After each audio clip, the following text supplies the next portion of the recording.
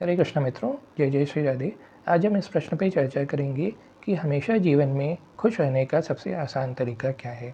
इसे जानने के लिए हमें सबसे पहले कर्मों के बारे में, उनके प्रकार के बारे में जानना होगा। भगवद गीता के मुताबिक 3 प्रकार के कर्म होते हैं: कर्म, विकर्म, अकर्म।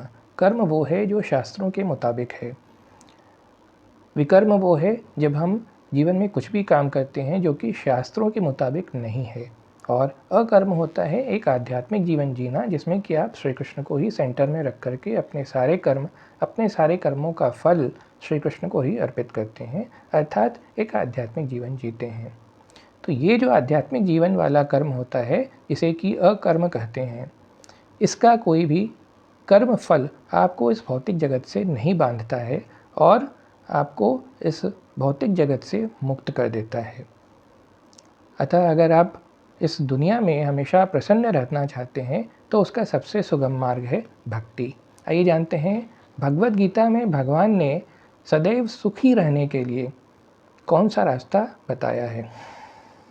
अध्याय 9 के श्लोक संख्या 14 में भगवान स्वयं कह रहे हैं, सततम कीर्तयन्तो माम यतन्तश्च दृढ़व्रता नमस्यन्त्यस्य माम भक्त्या नित्ययुक्ता उपासते। अर्थात भगवान कह रहे हैं कि जो महात्मा जन हैं, जो शुद्ध भक्त होते हैं, वो सदैव भगवान की महिमा का गान करते हुए, दृढ़ निश्चय के साथ प्रयत्न करते हुए भगवान के चरणों में नतमस्तक होकर के भक्तिपूर्वक भगवान की पूजा करते रहते हैं। अतः भगवान ने स्वयं बताया है कि जो परम पूज्य भगवान श्री कृष्ण की हमेशा सेवा में लगा रहता है, उनके नित्य कलापों, उनके ट्रांसेंडेंटल नेचर का कीर्तन, भजन, स्मरण करता रहता है, उनके शुद्ध नाम का जाप करता रहता है, उनके शुद्ध भक्तों का संग करता है, उनका शुद्ध प्रसाद ग्रहण करता है, जो निरंतर भक्ति में आध्यात्मिक जीवन जीता है, वही इस भौतिक जगत में भी रह करके निरंतर आध्यात्मिक जगत का सुख प्राप्त कर सकता है।